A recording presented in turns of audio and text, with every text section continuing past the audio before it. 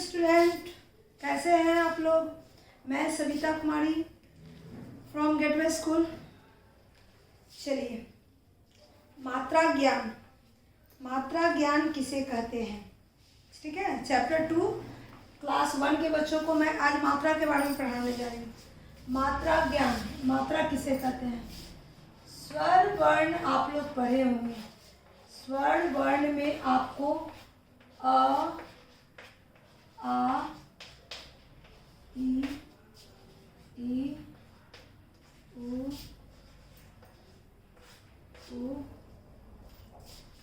ए, ओ, और एक री होता है, ठीक है। तो ये सब आपका स्वर्ण वर्ण है, आप लोग जान गए। इन्हीं सभी स्वर्ण वर्णों को हम एक चिन्ह के द्वारा लिखते हैं। कब लिखते हैं, जब हमको शब्द बनाना होता है। तो अ को तो हम कुछ नहीं लिखते हैं, सिर्फ ऐसे होता है। लेकिन आ में एक मात्रा आता है, छोटी ई में ऐसे होता है, बड़ी ई में ऐसे, छोटी उ ऐसे, बड़ी उ ऐसे। ए है तो ऊपर में एक, ऐ है तो ऐसे, ओ है तो एक ऊपर एक ऐसे, औ है तो इस तरह से, और री है तो इसको इस तरह से। तो हम इन सभी को जो लिखे, यही सभी तो मात्राएं हैं।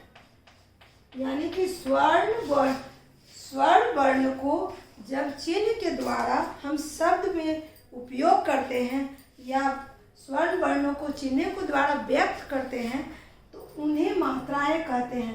ये जो हम बनाए हैं, इन्हीं को मात्रा हम कहते हैं। क्योंकि हमें शब्द बनाने के लिए इसकी आवश्यकता नहीं, बल्कि इसकी आवश्यकता पड़ती है, तो इन्हें मात्रा कहते हैं।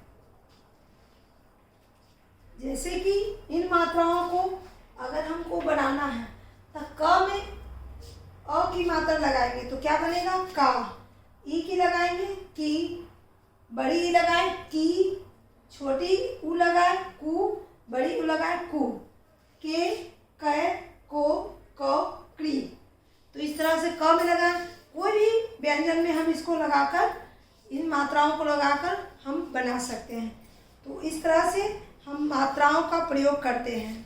आपके बुक में स्वरों का प्रयोग दिया हुआ है। अचकन, अचकन, अचकन है एक कपड़ा का अचकन कहते हैं, ठीक है।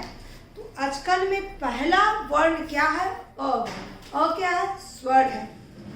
आसन, आसन, आसन में आप लोग देखिए आ है, वो भी स्वर है। इलाज स्वर वर्ण है। इक, उल्लू, ऊन, ऋषि। आप लोगों को तो मैं UKG में पढ़ाई हूँ कि अ से लेके औ तक शब्द बनाना, क से लेके ज्ञ तक शब्द बनाना, और मैं उसे क्लास में रिवीजन भी करवाई हूँ। मुझे लगता है कि आप लोग को याद होगा, बस एक बार रिवीजन करने की ज़रूरत है। अक्षर से पहले, कुछ मात्राएं अक्षर से पहले लिखता है। जैसे हमको लिखना है सितार, तो सितार लिखते हैं तो ये ऐसे लिखते हैं ना, क्योंकि सितार में हमको छोटी ई की मात्रा लगाई, ये छोटी ई है। ये जो छोटी ई लगाएं, हम स के पहले लगाएं, तो स हमारा अक्षर है और स के पहले लगाएं छोटी ई की मात्रा। तो अगर मैं कहूँ कि मात्रा अक्षर के पहले लगाकर शब्द बनाएं, तो आप लोग बना सकते हैं ना। सितार हुआ, गिलास हुआ, हिरन हुआ, साइकिल हुआ। तो इस तरह से हम बना सकते हैं। आ की मात्रा से माला, राजा, बाजा इत्यादि। ई की मात्रा से तीतर, दीपक। बड़ी ई की मात्रा से, छोटी ऊ की मात्रा से तुलसी, मुर्गी। बड़ी ऊ की मात्रा से सूरज, दूध, फूल, धूल, ये सब। छोटी ऊ के रुमाल बनता है, रुपया बनता है, र में ऊ की मात्रा लगने पर। उसके बाद इस तरह से जितने भी अक्षर दिए हुए हैं, वो उन सभी में मात्रा लगाकर, अनुस्वार लगाकर क्या बनता है। इसमें जितना भी आपका बुक में शब्द दिया हुआ है, वो सब मात्रा लगाकर बना के बताया हुआ है। आपको इन सभी शब्दों को कॉपी में लिखकर पढ़ना होगा, समझना होगा कि हमें किस शब्द में अनुस्वार लगाना है, किस शब्द में चंद्र बिंदु लगाना है। क्योंकि अगर हम बोलते हैं माँ, तो माँ में नाक से हवा तो निकल रही है, लेकिन ये पता नहीं चल रहा है कि उसमें चंद्र बिंदु लगेगा कि अनुस्वार। तो हम लोग इसको स्पष्ट से बोलते हैं माँ। तो आप देखिए नाक और मुंह दोनों से निकलता है, तो माँ शब्द में चंद्र बिंदु लगेगा। जिसमें नाक से निकलता है हवा उसमें अनुस्वार लगता है। मात्राओं का महत्व, मात्राओं के बिना शब्द बनना संभव नहीं होता है। तो इसमें जितने भी दिए हुए हैं वो आपको बनाने के लिए दिया हुआ है। अगर आपको कहा जाए आ की मात्रा, तो आ की मात्रा कौन है? ये है ना। चलिए, उसके बाद अगर कहा जाए औ की मात्रा, तो औ की मात्रा कहाँ है बताइए? ये आपका सवाल दिया हुआ है पेज नंबर 18 में, उसी को बता रहे हैं। छोटी ई की मात्रा, छोटी ई की मात्रा कहाँ है? ये।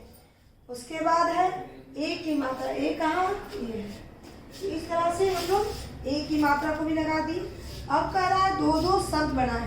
क से दो शब्द बनाइए, कमल, कबूतर, और बोलिए आप लोग कपड़ा, बोलिए कड़ा। बहुत सारे शब्द है क से। घ से घड़ा, घड़ी, घर और घना। त से तबला, तलवार, तड़कस, तरबूजा, कुछ भी बना सकते हैं।